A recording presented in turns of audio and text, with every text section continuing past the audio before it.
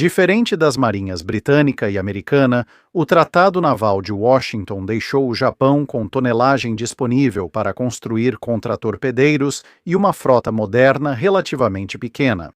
Além disso, limitar o número de navios capitais da marinha japonesa tornou os ataques com torpedos, previstos na doutrina, para enfraquecer a linha de batalha inimiga antes do confronto principal, ainda mais relevantes. Em vez de pausar o desenvolvimento de contratorpedeiros, os japoneses seguiram aprimorando seus projetos anteriores.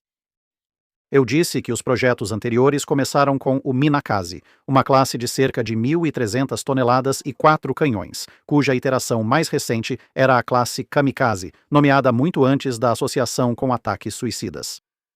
A família de projetos tinha armamento incomum. 4 canhões de 4,7 polegadas, um à frente, um entre as chaminés e 2 na popa, ambos em plataforma elevada, mantendo todos no mesmo nível.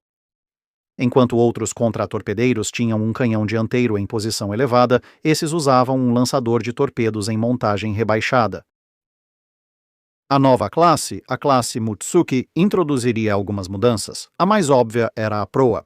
Antes simples e levemente inclinada, a proa ganhou curva em S acentuada e amplo alargamento para melhorar o desempenho em alto mar.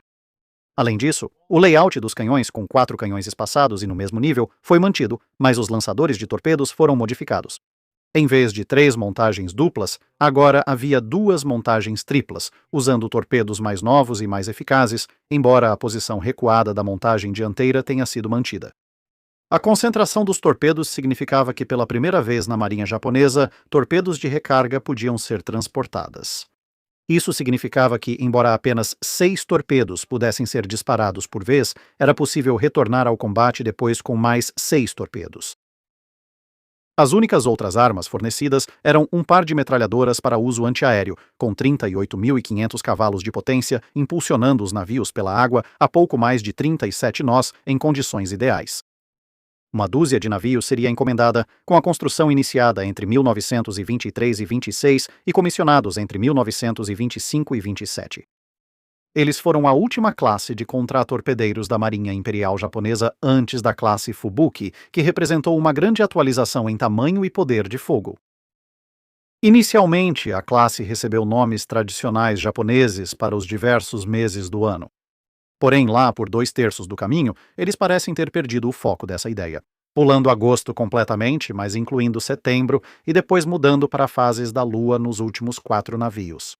Embora, de forma pouco útil, Kikuzuki, ou lua do crisântemo, também possa ser usado como um termo para se referir a setembro, junto com o mais convencional Nagatsuki. Na Segunda Guerra Mundial, eram os contratorpedeiros mais antigos da Marinha Imperial Japonesa, mas ainda considerados navios de linha de frente.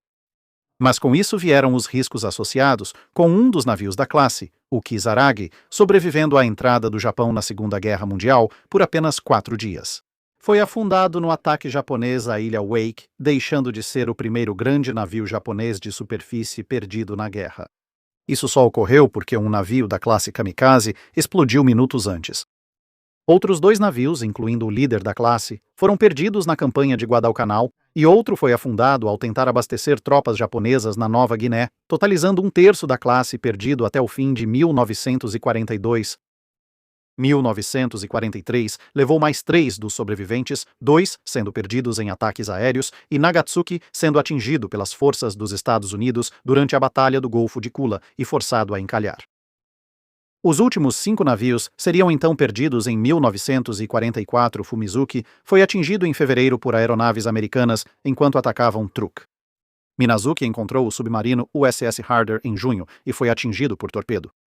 Satsuki foi atingido por aeronaves americanas em setembro, e os 2 últimos sobreviventes foram Yuzuki e Uzuki, que conseguiram sobreviver até dezembro de 1944 antes de serem afundados no mesmo dia, 12, o primeiro por um ataque aéreo e o segundo por lanchas PT, ambos enquanto escoltavam comboios.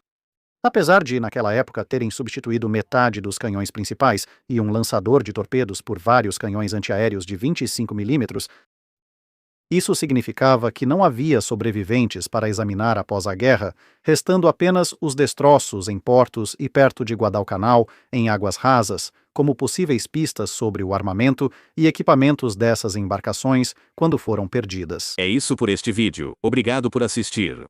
Se tiver algum comentário ou sugestão de navio para analisarmos, conte nos comentários abaixo. Comente no post fixado com suas perguntas para o Dique Seco.